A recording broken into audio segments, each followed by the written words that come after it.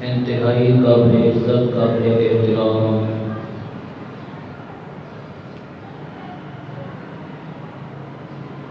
قابل عزت احترام بزرگوں، بھائیوں اور دوستوں،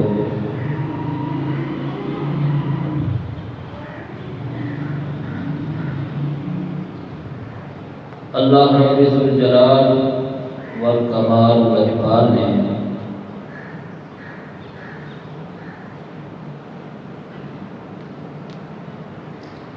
اپنا فضل و کرم اور احسان فرمایا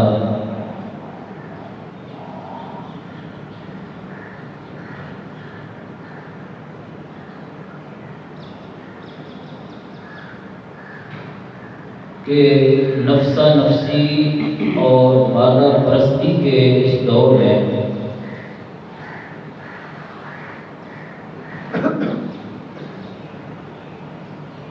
جبکہ ہر طرف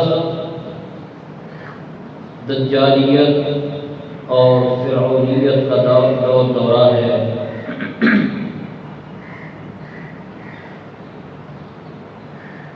ان برے حالات میں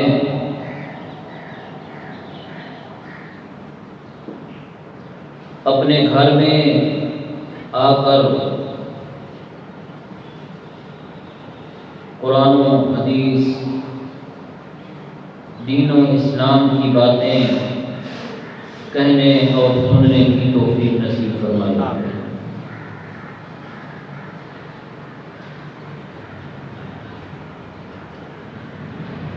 دعا ہے، التجا ہے رب العالمین کی بارگاہ معلیٰ میں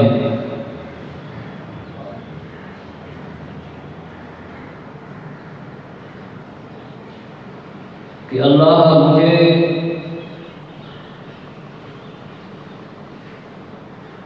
حق حق اور سچ سچ کہہ سکنے کی توفیق عطا فرمائیں اور تلاوت کردہ آیات مبارکہ کا صحیح مفہوم بیان کرنے کی توفیق نصیب فرمائیں۔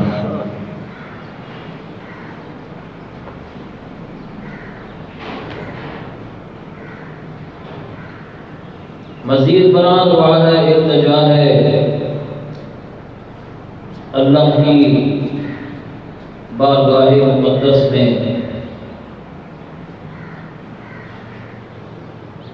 کہ اللہ رب العالمین آنے والے مسائل،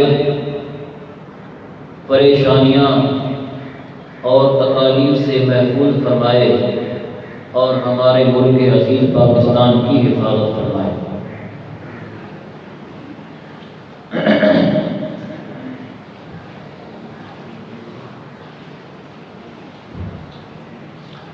عزیزان محترم،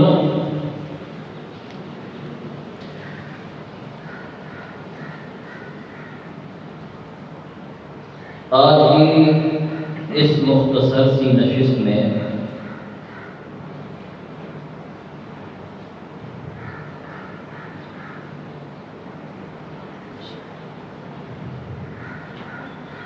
ایک عظیم ہستی اور عظیم شخصیت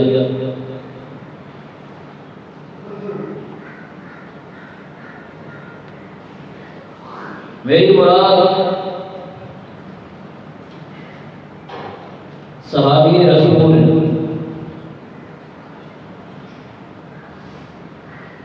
صاحب فہم و فراست امام عادل و برحق امیر المومنین خلیفۃ المسلمین خلیفہ راشد حضرت سیدنا امیر معاویہ رضی اللہ تعالی عنہ کی شان، ان کا مقام اور مرتبہ آج انشاءاللہ تعالی بیان کیا جائے گا۔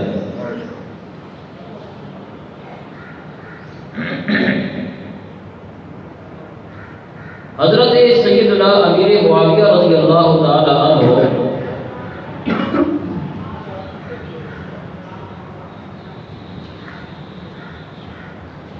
ایک ایسے صحابی رسول ہیں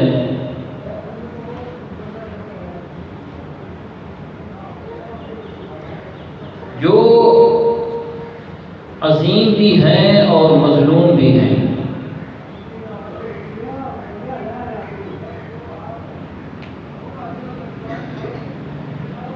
عظیم اس لحاظ سے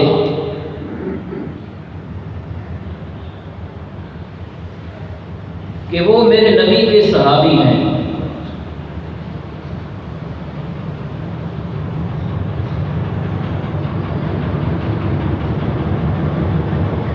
عظیم اس لحاظ سے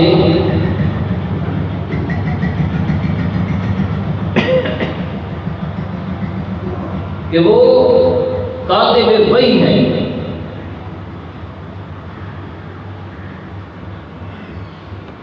اور عظیم اس لحاظ سے کہ وہ چھٹے خلیفہ راشد ہیں،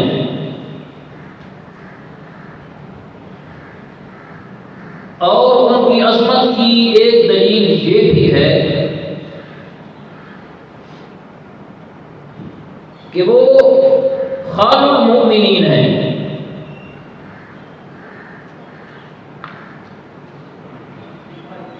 خال کہتے ہیں ماموں کو، عربی کے اندر خال ماموں کو کہا جاتا ہے۔ خال المؤمنین کا مطلب ہے کہ اس امت کے مومنوں کے ماموں ہیں۔ کیسے؟ کہ حضرت امیر معاویہ رضی اللہ تعالی عنہ کی ہمشیرہ بہن جن کا نام ہے رملہ اور ان کی کنیت ہے ام حبیبہ رضی اللہ تعالی عنہا، حضرت معاویہ کی بہن سیدہ ام حبیبہ تاجدار دو عالم صلی اللہ علیہ وسلم کی زوجہ محترمہ ہے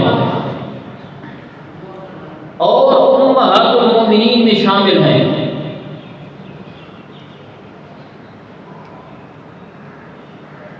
تو جب ان کی ہمشیرہ ام حبیبہ ہم سب مومنوں کی ماں لگتی ہے تو ماں کا بھائی بندے کا کیا لگتا ہے؟ ماموں۔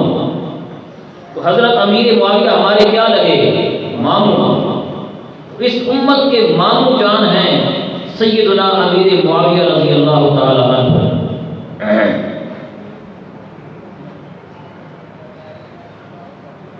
تو یہ ساری ان کی عظمتیں ہیں۔ تو اس لحاظ سے وہ بڑے عظیم ہیں، لیکن مظلوم بھی بڑے ہیں۔ مظلوم اس لحاظ سے ہیں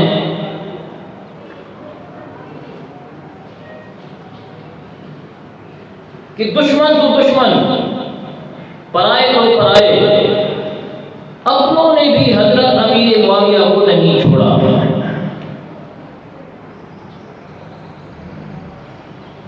جن لوگوں کا کام ہے صبح شام صحابہ کی دشمنی کرنا، صحابہ پر تبرہ کرنا، صحابہ کی غلطیاں نکالنا،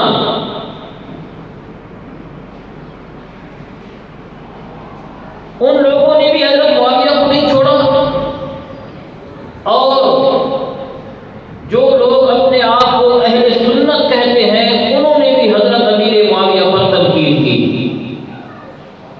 حضرت معاویہ کی غلطیاں نکالی، حضرت معاویہ پر تان و تشبیہ کے نشتر چڑھائے۔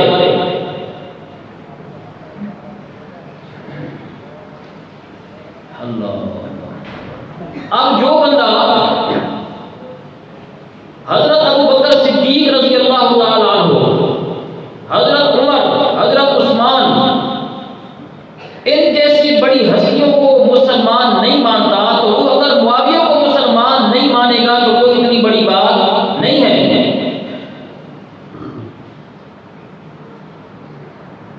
تو اس لحاظ سے سیدنا امیر معاویہ رضی اللہ تعالی انتہائی مظلوم بھی ہیں۔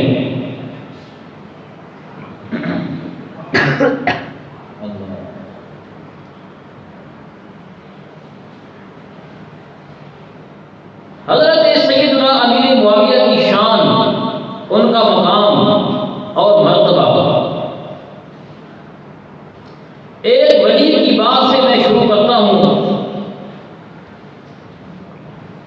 پھر انشاءاللہ قرآن پاک کے دو مقام بھی آپ کے سامنے پڑھوں گا جن سے حضرت امیر معاویہ کا جنتی ہونا اور اللہ ان سے راضی ہونا ثابت ہو جائے گا۔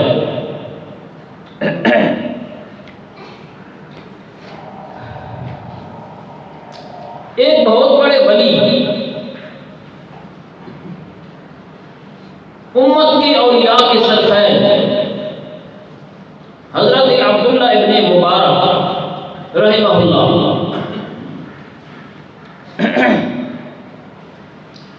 عبداللہ ابن مبارک سے ایک بندے نے سوال کیا کہ حضرت یہ بتائیں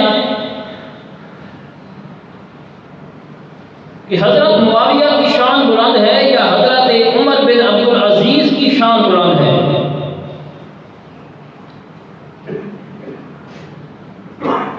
اب یہ فرق ذہن میں رکھنا ہے کہ حضرت معاویہ صحابی ہیں اور حضرت عمر بن عبد العزیز تابعی ہیں۔ سوال کرنے والے نے سوال کیا کہ عمر بن عبد العزیز کی شان زیادہ ہے یا حضرت معاویہ کی شان زیادہ ہے؟ تو حضرت عبداللہ ابن مبارک نے بڑا زبردست جواب دیا، خوبصورت جواب دیا۔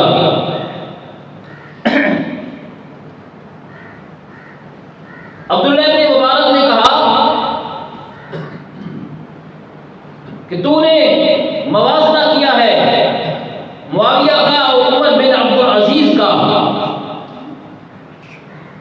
فرماتے ہیں یاد رکھ حضرت امیر معاویہ صحابی ہیں اور عمر بن عبد العزیز تابعی ہے۔ عمر بن عبد العزیز وہ آنکھ کہاں سے لائے گا جن آنکھوں نے محمد کو دیکھا ہوگا؟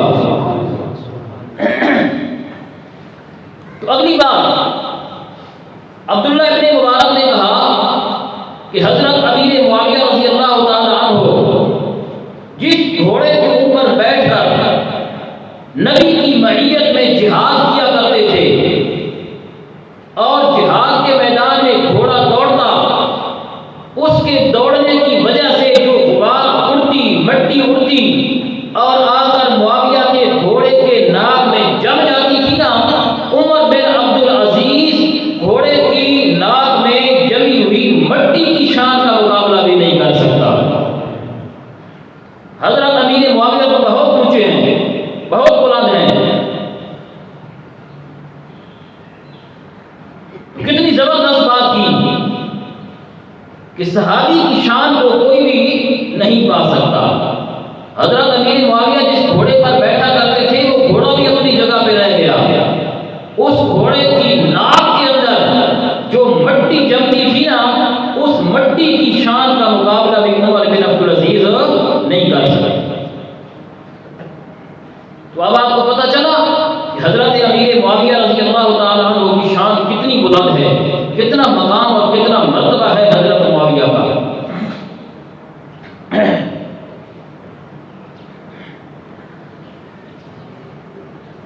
حضرت معاویہ رضی اللہ تعالیٰ عنہ شام کے گورنر تھے۔ کس علاقے کے بولو؟ شام کے۔ اور انہیں گورنر لگایا تھا حضرت عمر نے، اور حضرت عمر کی یہ عادت تھی اور ان کا یہ قانون اور اصول تھا کہ چھوٹی چھوٹی باتوں پر اپنے گورنروں کا مواخذہ کیا کرتے تھے، پکڑ کیا کرتے تھے، لیکن حضرت امیر معاویہ کی ایک مرتبہ بھی انہوں نے پکڑ نہیں کی، کیونکہ ان سے کوئی ایسا کام ہی نہیں ہوا۔ اور دوسرا یہ کہ حضرت عمر رضی اللہ تعالی عنہ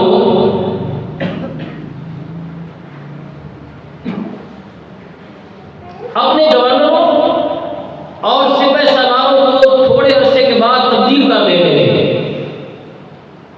سال دو سال کے بعد اس کو ہٹایا، نیا لگا دیا، اس کو ہٹایا، تیسرا لگا دیا۔ لیکن امیر معاویہ رضی اللہ تعالی عنہ کو جب سے حضرت عمر نے گورنر بنایا، ایک مرتبہ بھی ان کو تبدیل نہیں کیا۔ اس سے ان کی عقل مندی، فہم و فراست، سیادت، سیاست، ثابت ہوتی ہے کہ وہ کتنے پائے کے آدمی تھے۔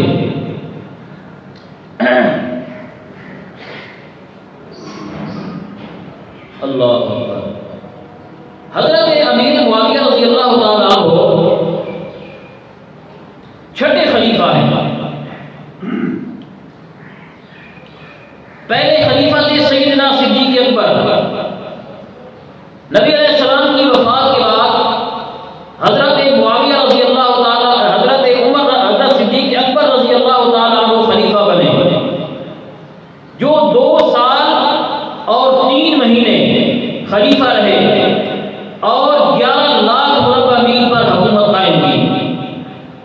ان کے بعد سیدنا عمر رضی اللہ تعالیٰ عنہ خلیفہ بنے، تو حضرت عمر 10 سال 6 مہینے خلیفہ رہے اور 22 لاکھ مربع میل پر حکومت کی۔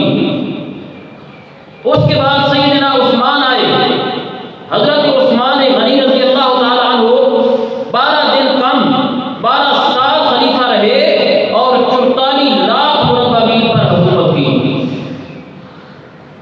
حضرت عثمان کے بعد حضرت علی خلیفہ بنے، جو تقریباً 4.5 سال خلیفہ رہے، 22.5 لاکھ مربع میل پر حکومت قائم کی، اسلامی حکومت، اسلام کا جھنڈا لہرایا۔ اس کے بعد حضرت حسن جو حضرت علی کے بیٹے، وہ خلیفہ بنے اور وہ صرف 6 مہینے خلیفہ رہے، انہوں نے بھی 22 لاکھ مربع میل پر حکومت کی۔ ان 5 خلفاء کے بعد چھٹے نمبر پر آئے سیدنا امیر معاویہ رضی اللہ تعالیٰ عنہ۔ تو حضرت امیر معاویہ نے، اب یہ پوری دنیا ہے نا، پوری دنیا کا جو رقبہ ہے یہ 1 کروڑ 20 لاکھ مربع میل ہے۔ 1 کروڑ 20 لاکھ مربع میل پوری دنیا کا یہ رقبہ ہے کل، اور اس پوری دنیا کے رقبے میں سے 64 لاکھ 65 ہزار مربع میل پر اکیلے سیدنا معاویہ نے حکومت کی تھی۔ آدھی دنیا کا حکمران تھا، آدھی دنیا پہ۔ آج تو یہ چھوٹی چھوٹی ٹکڑیوں میں حکومتیں لے کے بیٹھے ہیں نا، یہ سیدنا معاویہ کو دیکھو کہ آدھی دنیا کا حکمران تھا، آدھی دنیا کی حکومت کی انہوں نے۔ 64 لاکھ 65 ہزار مربع میل پر 19 سال تک حکومت کی اور اسلام کا جھنڈا لہرایا۔ اللہ تو آدھی دنیا کے حکمران۔ انشاءاللہ میں آگے جا کر عرض کرتا ہوں، ایک بڑی زبردست حدیث آپ کو سناؤں گا، اس کے اندر بہت سارے مسئلے عرض کروں گا۔ پہلے جو ہے نا قرآن پاک کے 2 مقام سنیے، بلکہ پہلے 3 حدیثیں مبارکہ سنیے، جس سے آپ کو پتہ چلے گا کہ امیر المومنین سیدنا امیر معاویہ رضی اللہ تعالیٰ عنہ کی کیا شان ہے، کیا مقام ہے اور کیا مرتبہ ہے۔ چنانچہ امام الانبیاء والمرسلین رحمۃ للعالمین، شفیع المذنبین، راحت العاشقین، رحمۃ للعالمین، جناب سیدنا محمد رسول اللہ بلند آواز سے کہو صلی اللہ علیہ وآلہ وسلم نے ارشاد فرمایا، آپ صلی اللہ علیہ وسلم نے فرمایا، یبعث اللہ معاویہ یوم القیامہ وعلیہ رداء من نور الایمان، او کما قال النبی صلی اللہ علیہ وسلم۔ میرے نبی نے فرمایا قیامت کا میدان ہوگا، اس میدان کے اندر اللہ معاویہ کو کھڑا کرے گا، اور حضرت معاویہ اس حالت میں اللہ کے سامنے پیش ہوگا کہ اس پر نور ایمان کی چادر چمک رہی ہوگی۔ سبحان اللہ، نور ایمان کی چادر چمک رہی ہوگی حضرت امیر معاویہ کی اوپر۔ یہ ہے حضرت امیر معاویہ۔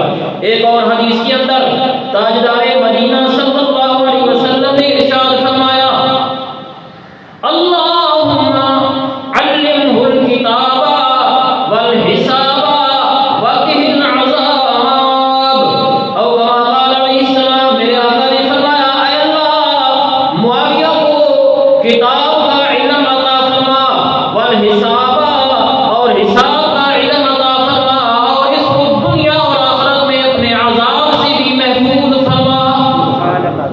یہ ہے حدیث مبارکہ جس میں حضرت سیدنا امیر معاویہ کی شان واضح ہو رہی ہے۔ اب قرآن پاک کا ایک مقام سنیں، اللہ نے میرے سامنے سورہ توبہ کی آیت نمبر 100 ہے, 11واں سپارہ ہے, سورہ توبہ کی آیت نمبر 100.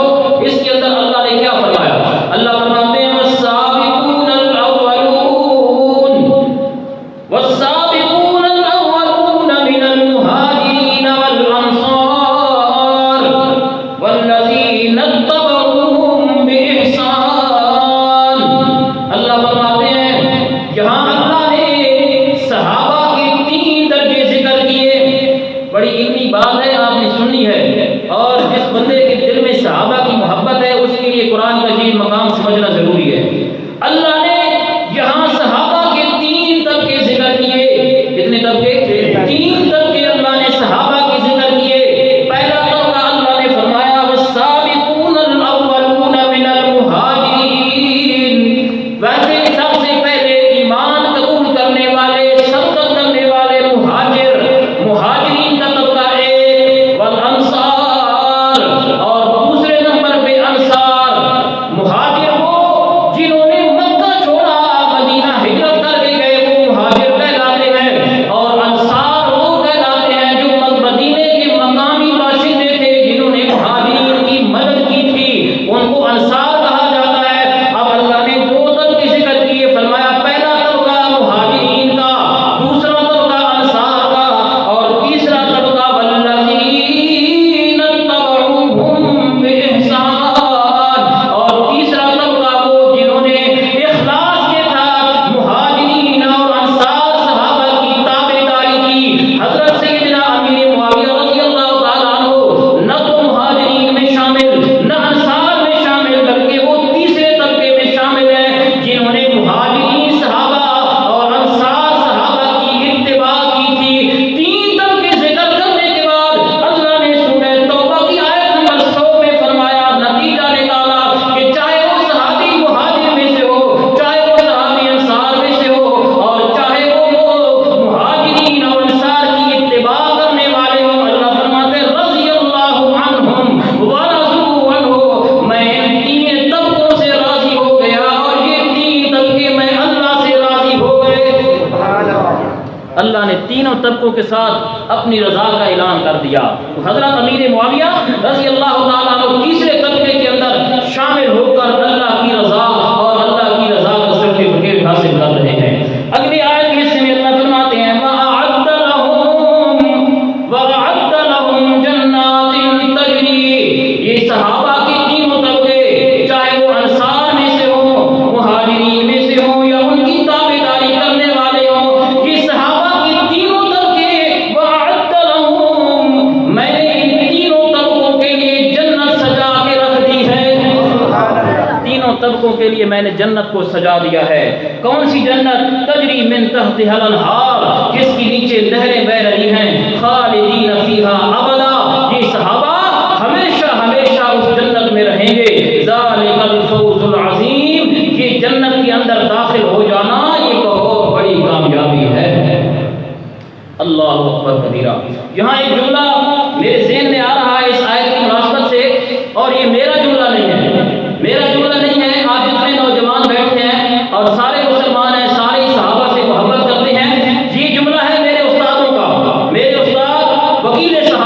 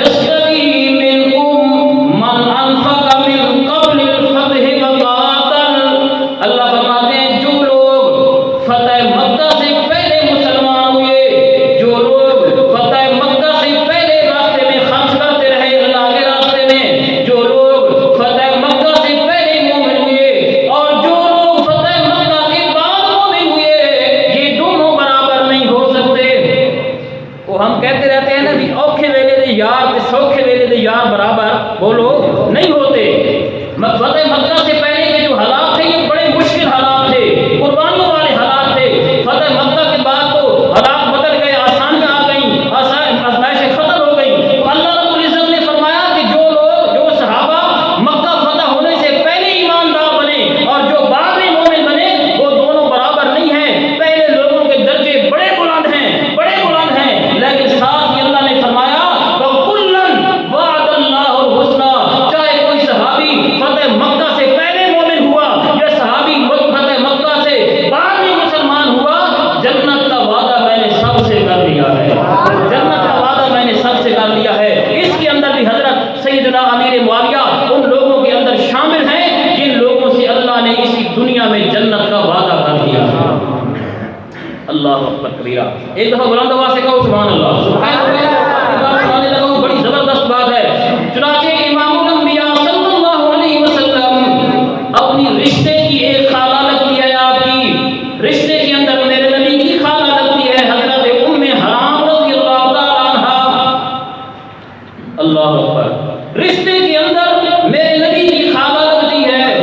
آپ صلی اللہ علیہ وسلم کبھی کبھی دوپہر کے وقت اپنی اس خالہ کے گھر میں جا کر آرام کیا کرتے تھے۔ اللہ، بڑی زبردست بات میرے ذہن میں آ رہی ہے اپنے نبی کی شان میں۔ یہ جو ام حرام ہے نا، یہ میرے نبی کی خالہ لگتی ہے۔ کیا لگتی ہے بولو؟ خالہ۔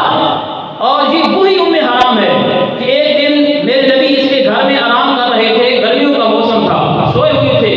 تو جب بندہ گرمی کے موسم میں سوئے ہوا ہو تو پسینہ آتا ہے، بندے آتا ہے نہیں آتا ہے؟ ہاں، دن آ رہے ہیں پسینے کے، ابھی تھوڑے دنوں میں شروع ہو جائے گا پسینہ۔ تو میرے نبی سوئے ہوئے ہیں، پسینہ آیا میرے نبی کی جبین اظہر پر، پیشانی پر سینہ آیا۔ تو اس ام حرام نے کیا کیا، ایک شیشی لی اور آپ صلی اللہ علیہ وسلم کا پسینہ مبارک اس شیشی کے اندر محفوظ کر دیا، محفوظ کر دیا۔ تو محفوظ جب کر رہی تھی نا، میرے نبی کی آنکھ کھل گئی، میرے نبی کی آنکھ کھل گئی، یہ کیا کر رہی ہے؟ پوچھا خالہ کیا کر رہی ہو؟ تو فرمایا یا رسول اللہ، آپ کا پسینہ شیشی کے اندر محفوظ کر رہی ہوں۔ کیوں بھائی، کیوں محفوظ کر رہی ہے؟ تو آگے سے خالہ کہتی ہے، مزے سے سبحان اللہ آپ نے کہہ لیا نبی کی محبت میں، آگے سے وہ خالہ ام حرام کہتی ہے یا رسول اللہ، ہم غریب لوگ ہیں، ہمارے پاس خوشبو خریدنے کے پیسے نہیں ہیں، آپ کا پسینہ ہمارے پاس محفوظ رہتا ہے۔ جب بچیاں شادی میں جاتی ہیں یا کسی فنکشن میں جاتی ہیں، ہم آپ کا پسینہ اپنے کپڑوں پہ لگا لیتے ہیں اور لوگ کے پوچھتے ہیں کہ خوشبو کہاں سے منگائی ہے، خوشبو کہاں سے منگائی ہے، بس آپ کا پسینہ کپڑوں پہ لگا دیتی ہے۔ یہ وہی ام حرام ہے، آپ کی خالہ لگتی ہے۔ چنانچہ حدیث جو سنانی ہے میں نے حضرت معاویہ کی شان میں، وہ سنیے۔ حضرت ام حرام کے گھر میں آپ دوپہر کے وقت سوئے ہوئے ہیں۔ دوپہر کے وقت میرے آقا نے خواب دیکھا، خواب کے اندر آپ نے کچھ بندوں کو دیکھا کہ میری امت کے کچھ لوگ، بلکہ خواب جب آپ نے دیکھا تو بیدار ہوئے میرے آقا علیہ السلام، تو اٹھ کے بیٹھ گئے اور چہرہ مبارک پہ مسکراہٹ آ گئی۔ میرا نبی پہلے کتنا حسین تھا، پہلے کتنا جمیل تھا، جب مسکراتا ہوگا تو کیا حالت ہوگی۔ اللہ اکبر۔ چنانچہ آقا علیہ السلام مسکراتے ہوئے اٹھ بیٹھے۔ اب جو خالہ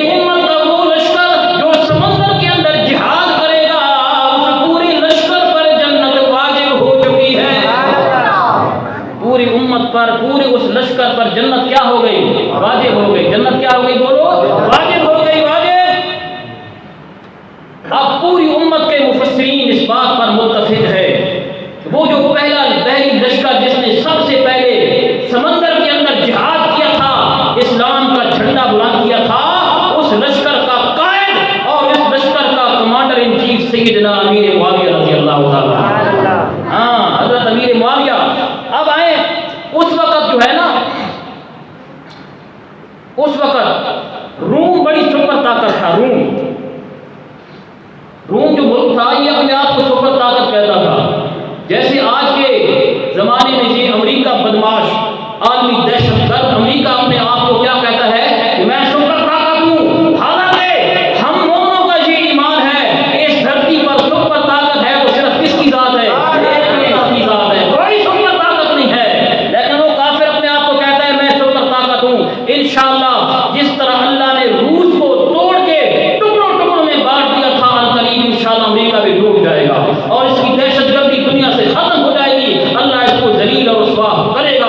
جیسے کچھ عرصہ پہلے اللہ نے افغانستان کے اندر اس کو ذلیل کر کے 20 سالوں کے بعد نکال کر اللہ نے افغان طالبان کو دوبارہ فتح عطا فرمائی. اللہ نے ذلیل کر دیا تھا اس کو. تمام تر ٹیکنالوجی کو اللہ نے فیل کر دیا تھا. کوئی طالبان ان کے ہاتھ سے نہیں چڑھا. اللہ اکبر. بہرحال روم اس وقت جو ہے یہ بڑی سپر طاقت تھی. ان کے پاس بحری بیڑا تھا اور اس بحری بیڑے کے اندر 700 جہاز تھے. کتنے؟ 700 جہاز. حضرت امیر معاویہ رضی اللہ تعالیٰ عنہ نے اس چیز کو بڑی شدت کے ساتھ محسوس کیا. حضرت امیر معاویہ نے حضرت عمر سے اجازت دی مانگی کہ امیر المومنین مجھے اجازت دی جائے میں بھی بحری بیڑا بنانا چاہتا ہوں. حضرت عمر نے اجازت نہیں دی. حضرت عمر چلے گئے دنیا سے. دور آ گیا حضرت عثمان کا. حضرت امیر معاویہ نے پھر حضرت عثمان سے اجازت مانگی کہ امیر المومنین مجھے بحری بیڑا بنانے کی اجازت دی جائے. حضرت عثمان نے پوچھا کہ رومیوں کے پاس جو بحری بیڑا ہے اس کے اندر کتنے جہاز ہیں، کتنی کشتیاں ہیں؟ تو حضرت امیر معاویہ نے فرمایا کہ امیر المومنین ان کے پاس جو بحری بیڑا ہے اس کے اندر 700 کشتیاں ہیں. اب وہ رومی کیا کرتے تھے؟ مسلمانوں کی ساحلی بستیوں پر آتے، حملہ کرتے، لوٹ مار مچاتے اور کشتیوں پر بیٹھ کر جو ہے فرار ہو جاتے. لیکن مسلمان کچھ بھی نہیں کر سکتے کیونکہ ان کے پاس بحری طاقت نہیں تھی. حضرت عثمان نے بات سنی تو کہا بات تو ٹھیک ہے تیری. چنانچہ حضرت عثمان نے حضرت معاویہ سے کہا کہ تجھے 1 سال کی مہلت ہے.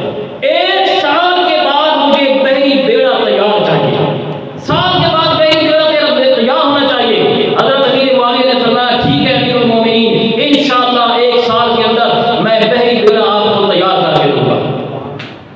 آپ مجھے بتاؤ کہ وہ جو 1400 سال پہلے کا دور تھا اس کے اندر بجلی تھی؟ بولو. کوئی ٹیکنالوجی تھی؟ یہ آئے اور مشینیں تھیں؟ کوئی بھی نہیں تھا، کچھ بھی نہیں تھا. آج کے دور میں تو بجلی ہے نا. پتہ لسی پر مہینہ تو ٹھہر جاؤ نا، گرمی آؤ تو پتہ چلے گا آپ کو کہ بجلی ہے یا نہیں. ابھی 2 مہینے پہلے کی بات ہے، 2-2.5 مہینے پہلے کی. سخت سردی تھی، اوپر سے دھوپ برس رہی تھی. نہ بجلی نہ گیس نہ پانی.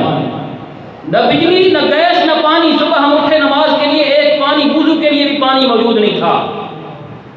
بجلی بھی نہیں تھی، گیس بھی نہیں تھی. اوپر سے جناب دھوپ برس رہی ہے، سخت سردی کا موسم ہے. تو ان 1400 سال پہلے آپ جائیں، کوئی ٹیکنالوجی نہیں، کوئی اعلیٰ مشینیں نہیں، کوئی جناب کوئی سارا کام ہاتھوں سے کرنا ہے. اگلا جملہ آپ سن کے حیران ہوں گے. رومیوں کے پاس 700 کشتیاں تھیں. امیر معاویہ کو 1 سال کی مہلت ملی کہ بحری بیڑا تیار چاہیے. چنانچہ تاریخ کے یہ لفظ ہیں